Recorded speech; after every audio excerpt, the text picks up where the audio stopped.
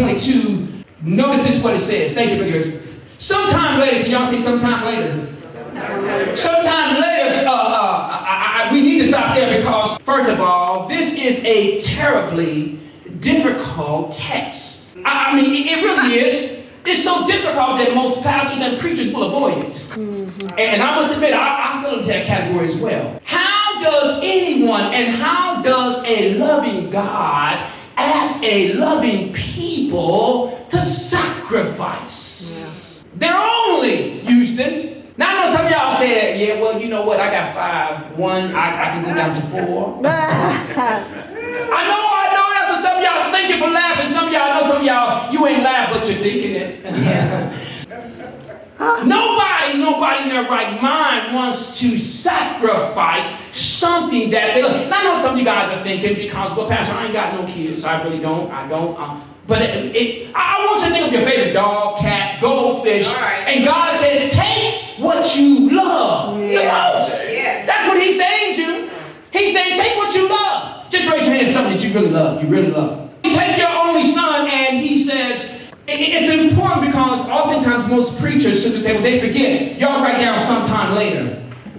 Sometime later, because in the King James it says, and it came to pass.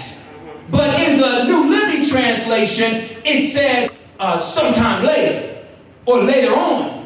That means that a lot of things have happened in Abraham's life that got to this point. I wish I had some help here.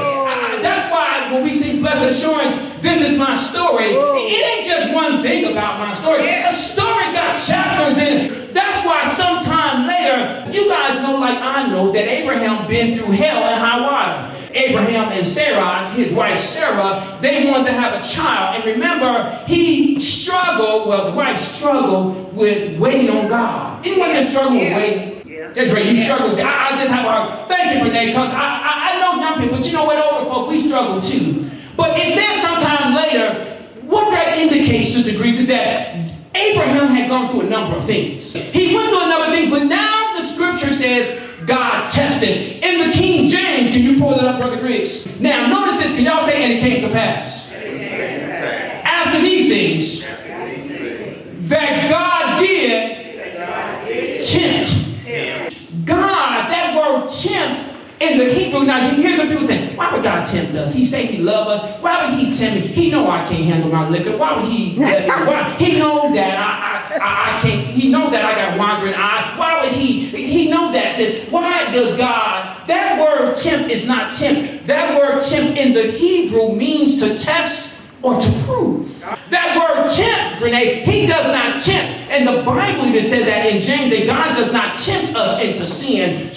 No, our very desires tempt us to sin. Yeah. Remember, God is a holy God. So the word tempt there, Sister, it means to test. Can y'all say test? Yes. Or to prove. So in order for God to know that we love him, we got to put it all on the altar. Yes, sir. Y'all ain't gonna talk. Y'all